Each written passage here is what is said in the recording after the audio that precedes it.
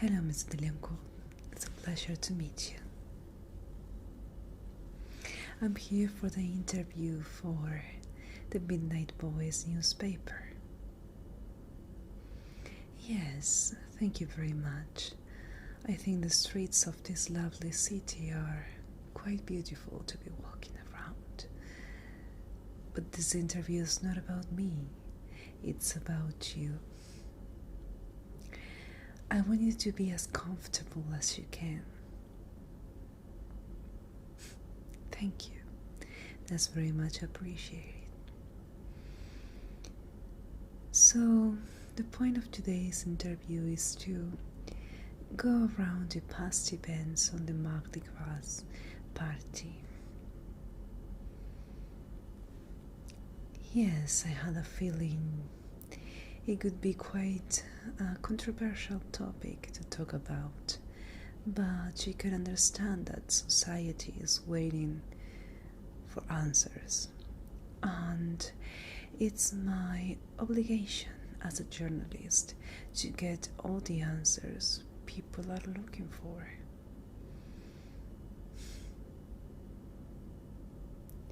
Well, I'm glad I have your compliance then.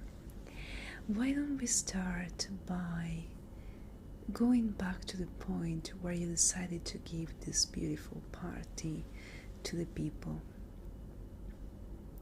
I mean, sorry to interrupt you, but I have a feeling it was quite difficult for you to be able to be a rush. Am I correct?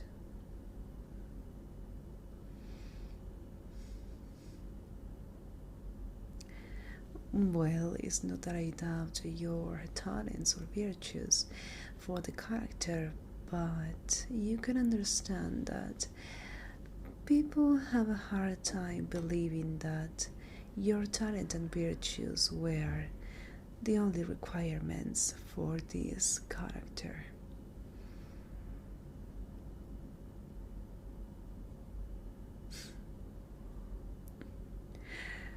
Between you and I, Mr. DeLioncourt, you don't seem like the type of man who has to beg for a position.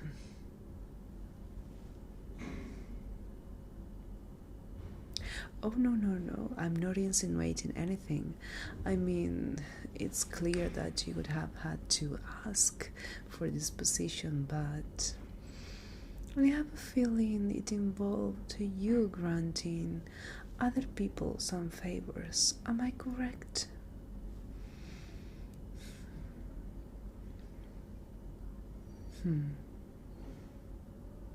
So you're saying that Louis Dupont du Lac took place in this, let's call it, simple party you organized?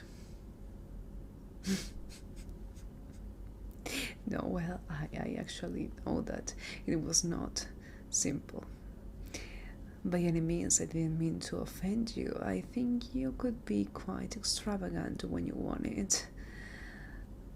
But I do have to believe in your innocence, do I not? I mean, if I didn't believe it was a simple party, then I have to believe that something else went on.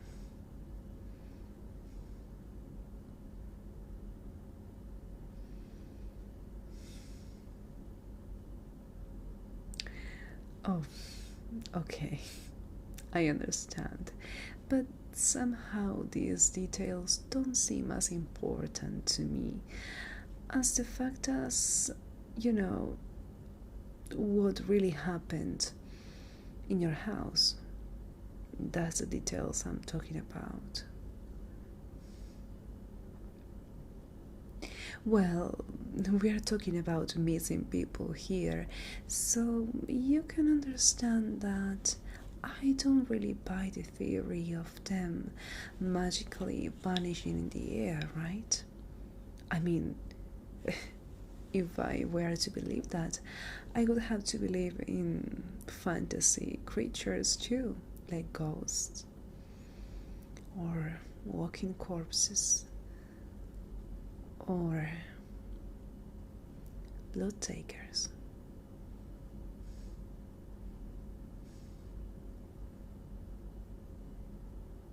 You find it funny?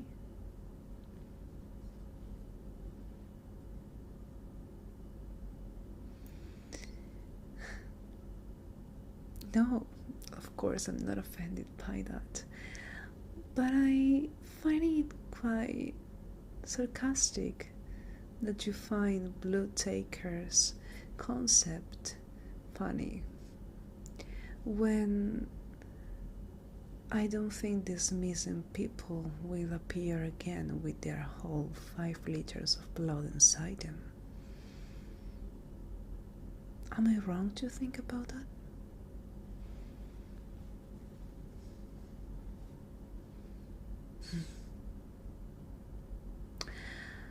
I have a feeling, Mr. DeLioncourt, that you're threatening me.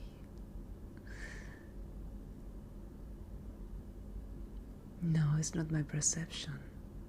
It's the way your eyes look at me. Trust me, Mr. DeLioncourt, I'm not easily impressed by threats, or I couldn't be here talking to you.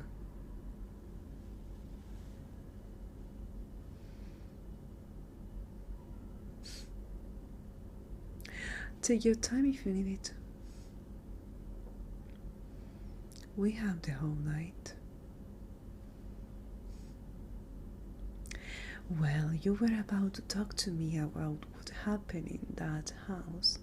Some rumors said that Louis, you and this young girl, Claudia, were talking about some beverage. Is that correct? Or is that an invention too?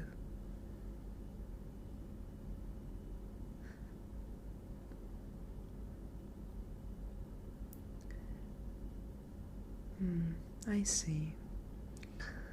By any chance, Mr. DeLioncourt, do you think I was born yesterday? I'm only asking because you seem to believe that I'm going to buy the fact that you were just joking. And trust me, you don't need the finger quotes to make it seem like a joke. Oh, no. I do think you have a sense of humor. It's just that I don't buy that it's that innocent.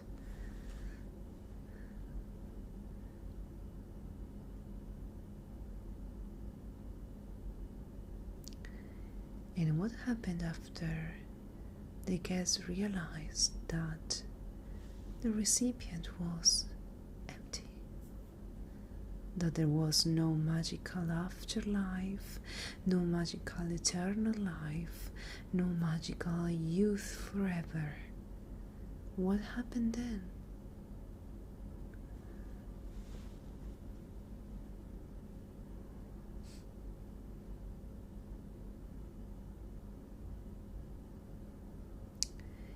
Well, would you give me a confession if I asked you for it?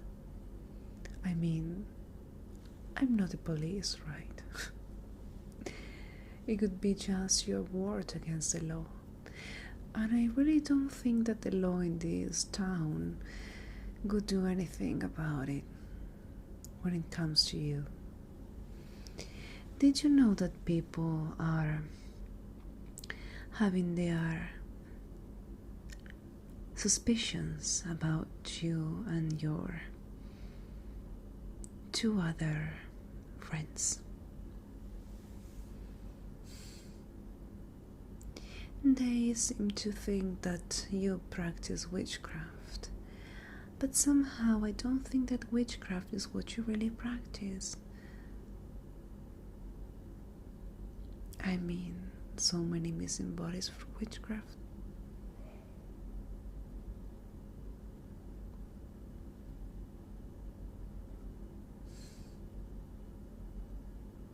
So you're saying that these people left your house just like that after when they are with great hopes of being fed or drink a magic liquid that was going to make them young forever? Just like that? Wouldn't you think they were betrayed? They felt like deceived by you? And why was it? Why wouldn't they get a chance to be mad at you and take actions against you three?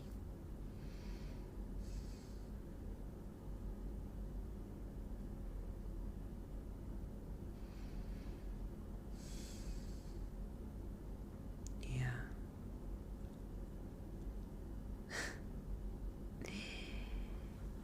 You know what's funny, Mr. DeLioncourt? Your ego doesn't allow you to lie because you're dying to tell to the world what you did. You are dying to make yourself seem like a wonderful, amazing creature that has dominance and power over the rest of us humans. And believe me, I would understand that if I had been walking on Earth for centuries. I would find it boring and frustrating. I would need to amuse myself. But trust me, your ego has just betrayed you.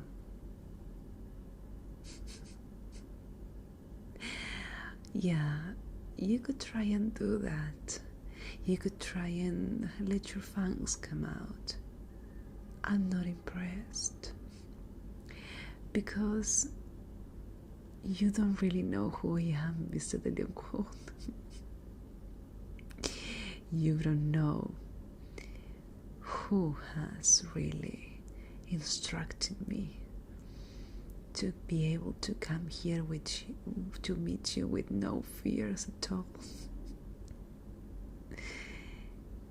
You would be so surprised if I showed you my companionship.